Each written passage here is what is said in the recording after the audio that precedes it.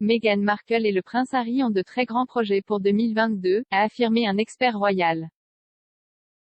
Meghan Markle, 40 ans, et le prince Harry, 37 ans, vont sortir de grands projets en 2022, car les observateurs royaux vont en voir beaucoup plus. Le duc et la duchesse de Sussex se sont installés dans une nouvelle vie à Montecito en Californie, ont acheté une maison de 11 millions de livres sterling, conclu des accords lucratifs de plusieurs millions de livres avec Netflix et Spotify et se sont portés volontaires pendant la crise du Covid-19.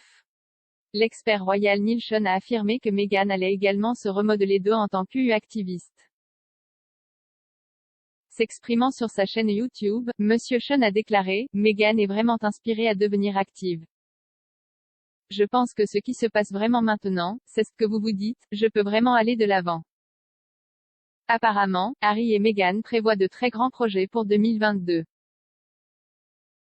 Vous allez en voir beaucoup plus et Meghan veut vraiment se transformer maintenant en une sorte d'activiste. Cela survient alors qu'On a dit à Meghan de réfléchir attentivement à l'utilisation de son titre de duchesse de Sussex aux États-Unis après son récent lobbying. Meghan a contacté les sénateurs républicains Shelley Moore Capito et Susan Collins sur leur numéro privé pour demander de soutenir le congé parental payé et une politique climatique. La sénatrice démocrate Kirsten Gillibrand avait donné les chiffres à la duchesse de Sussex et a déclaré qu'elle ferait partie d'un groupe pour travailler en congé payé à long terme. L'expert royal Jonathan Sacerdoti a mis en garde Meghan contre l'utilisation de son titre.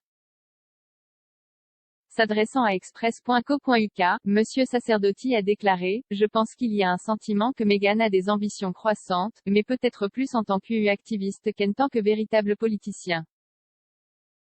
Je pense que ce serait une étape très audacieuse à faire, surtout si elle rappelle constamment à tout le monde qu'elle est la duchesse de Sussex. Elle a parfaitement le droit d'utiliser son titre, mais je pense qu'en s'impliquant davantage dans la politique, en particulier en Amérique, elle voudra peut-être réfléchir attentivement à l'utilisation du titre et à toute association entre la famille royale et une cause politique comme celle-là. C'est une cause politique que beaucoup d'enters nous pourraient soutenir, mais peu importe, apparaître dans des contextes plus politiques en Amérique, je pense que ce serait de plus en plus difficile pour quelqu'un qui souhaite toujours se lier à la famille royale. Bien sûr, cela ne veut pas dire qu'elle ne le fera pas. Alors que la commentatrice royale Hilary Fordwich s'en est pris à Meghan alors qu'elle faisait du lobbying malgré le fait qu'elle n'était pas élue. S'adressant à News Nation, Madame Fordwich a déclaré, du côté américain, nous n'avons pas élu Meghan Markle. Elle n'est pas élue. Le démocrate a déclaré qu'il y aurait plus d'appels téléphoniques que ces deux-là.